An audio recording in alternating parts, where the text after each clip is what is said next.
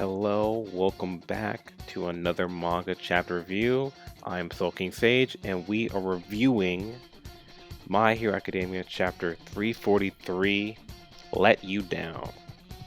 Alright, so in the last chapter, it was kind of like a setup, like in a calm before the storm, literally the name of the chapter, before everything took place in the final arc, the war arc, the second war arc.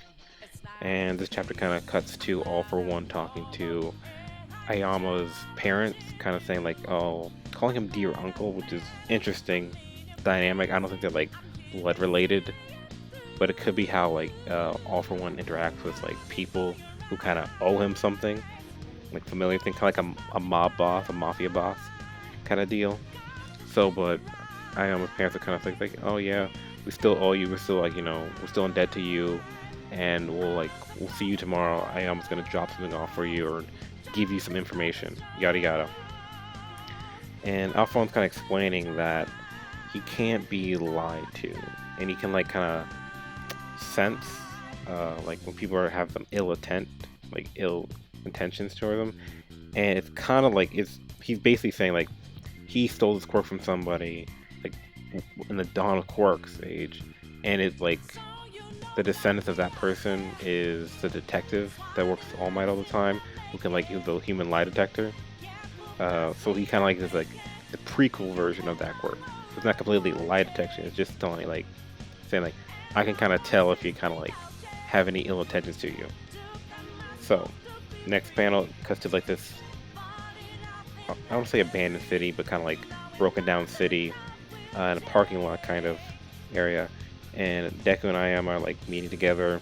Ayama's on black, which is interesting considering how Ayama's really a flashy character. Deku's still in his rogue hero suit, kind of, with his new like arm attachment. I really thought I was gonna get a new costume for the final war, but I kind of get it. No one's really available. Yada yada, all that. So I was like, thanks for coming, and then Deck was like, oh, what are you doing here? Aren't you supposed to be restrained? But like, I was like, no, my lord got me off, so I'm straight. And Deck was like, oh, let me go tell everybody. It's like, no, no, no. I was like, no, I want to talk to you, my man. And he just, he goes in speech like, isn't it funny to think this broken society has like a justice system? And he's saying that the world is changing, and we're still trying to cling to the old ways. He's just saying it's feudal. Kind of how like All for One is with his anti-society philosophy. And I was like, let me tell you All for One's goal, which is the big part. So All for One, now that Japan has fallen, the yen value will sink, obviously, and nearly every Japanese company has filed for bankruptcy. So basically, instability is kind of like causing a second wave of villainy to pop up, which you kind of saw in the Rogue Hero arc, where like a lot of villains are popping out of the place and stuff like that. And All for One wants this to spread across all nations, not just Japan.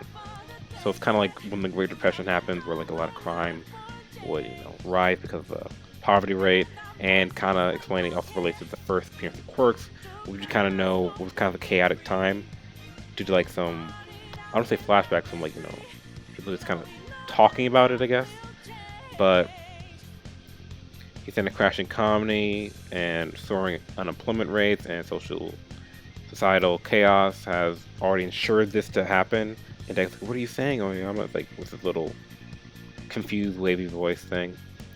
And so he's saying, I almost like the nations will lose the strength to maintain a long-term stability, and they'll become poorer and poorer as they fight for immediate security.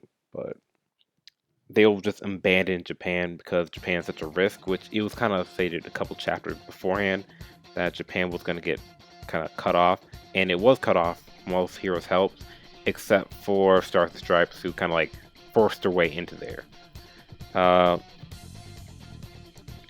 And I almost said, like, in such a world, what do you think would happen if the country were to run out of water, but a man wielding a quirk able to generate drinking water appeared before him? Same goes for electric, gas, etc., etc. And with a world, full with decay and scarcity, a person with a quirk that could feel that need would become the power. And it says the Demon Lord, which flashed me back to like isekai stuff. But yeah, they have this like symbolism with like all for one's hand, kind of like it tosses the ball, and the ball when it drops down, it becomes like the world. So I really like that panel. Pretty cool. And it's definitely even one of those things disappear, the power balance would like crumble, and countries have to accept anything that comes their way.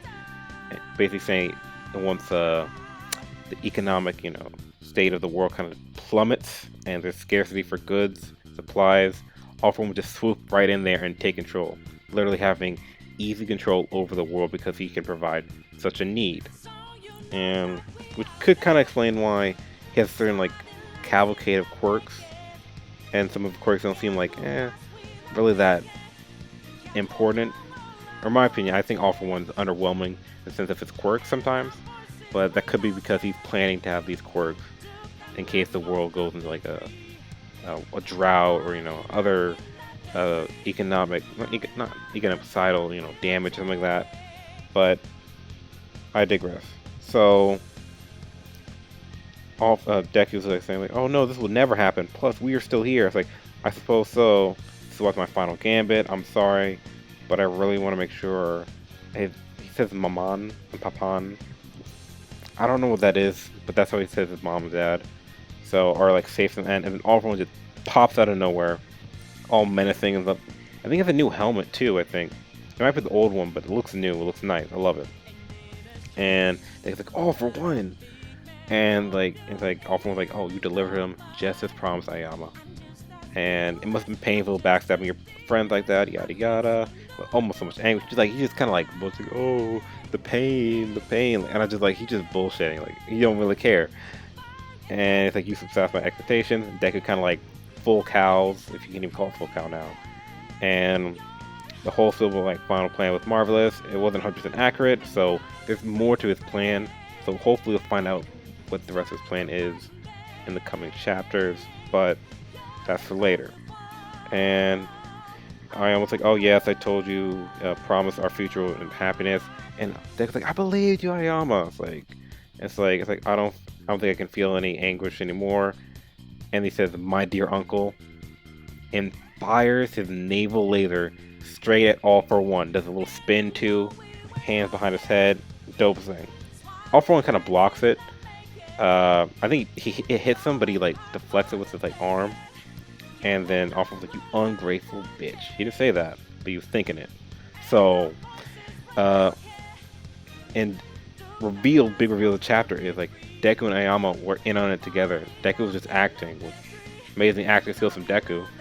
But it's like, yeah, it's like, "Oh, he fell for your trip, we had him to draw him out to dust, yada yada, And it's a little, when Ayama talks a lot of the time, before he got revealed as a villain, he has this like star kind of symbolism at the end of his like words. It's back right now, kind of showing like Ayama's true self is revealed, and I like that. And it's like, it's like, you think I feel bad for like saying these cruel things and tearing up, yada yada. And Ayama's like, "Oh, I'm scared too. I almost peed myself," which Ayama just goofing around. And he said, "For everyone's sake, I will fight All For One." And All For One's like, "Tisk, tisk, tisk." And but he's still thinking like, "How did I not pick that up? Because I said no ill intention." But All For One's like, "You know what? Forget it. Whatever. Who cares about that now? Even if it wasn't set up, I use Search, the quirk Ragdoll has from the Wild Wild Pussycat. Like, and you got no backup. I'm gonna jump y'all. Because All For One, best thing to do is jump people." So he uses his janky teleportation quirk, pulls up some Nomu's League of Villains. You can see Dabi, Toga, Shigaraki's popping out too. Some other villains, I think they might have been in the Liberation arc too, but I'm not sure. But he uses it, and then bam. And then Ayama says like, "Oh, Mom and Dad told me something else." Like, the thing that All For One hates the most is the fact that the world, he seems like the world knows Japan isn't finished yet, and Japan will keep fighting because Japan is the beacon of hope, it's a beacon, a light beam of hope. And if Japan can lead the way, the rest of the world will follow, saying that not everything is doomed yet, and if Japan wins this battle or shows that there is hope, then the heroes will succeed. And the final panel, double spray panel, I forget his name. It's like Kuroguri, Aizawa's old high school friend with the teleportation quirk, uses his quirk to let all the heroes out. We got Mirko, which she has like a cool new arm thing going on, which looks dope. I want to see what it goes on with that. Gang Orca, the washing machine quirk guy, Fat Gum, Sun Eater, Nijiro, Edge Shot, Endeavor, of course, can't have it. And I think I see Hawks in the corner, or is it that dog hero? I don't know. But all the heroes are coming out. Deku got his full cowl on. Not a lot of drip now. I'm sorry. I miss Deku with the drip, so I'm disappointed. And they're all about a war arc. Second war arc is happening right now. They're about to jump. It is on gang warfare. So that's the end of this chapter. Let's get into the theory portion. I really don't think there's much to take away from this chapter, besides the fact that we'll find out All For One's plan isn't just breaking down the world so he can rebuild it in his own image and take control of it. There might be a little bit more to that, and there might be like, quirks of supremacy type world, but that's already kind of implied in what Ayama described. So I don't think I can predict anything what All For One's gonna do, to be honest, because honestly, I kind of guessed what Ayama was saying. Like, that's 100% what I thought All For One was gonna do, but apparently since that's not 100% accurate, I'm kind of out of luck. But I do want to talk about Ayama's like costume change and how it's all black and dark. And despite like his old costume was like a shiny knight armor, it's like shiny, flashy, bright colors, it stuck out. But I think it kind of reflects how Ayama kind of lost his shine through his actions. But even though he lost his shine, he still is able to shine so brightly. And I want to say, like last chapter, they showed Kurogiri kind of like in like chains and stuff and talking with Aizawa a little bit, but there's no like speech bubbles, but they're like chatting kind of. So I don't know. That could have been foreshadowing this. I didn't even pick up on that, but all in all, amazing chapter. I can't wait to see what the first fight is, to be honest. But I guess we'll find that out next week because there's no break. So I hope you liked and enjoyed this video. Comment your theories about what's going to happen in the second war arc. And as always, like, comment, and subscribe for more content. Peace out.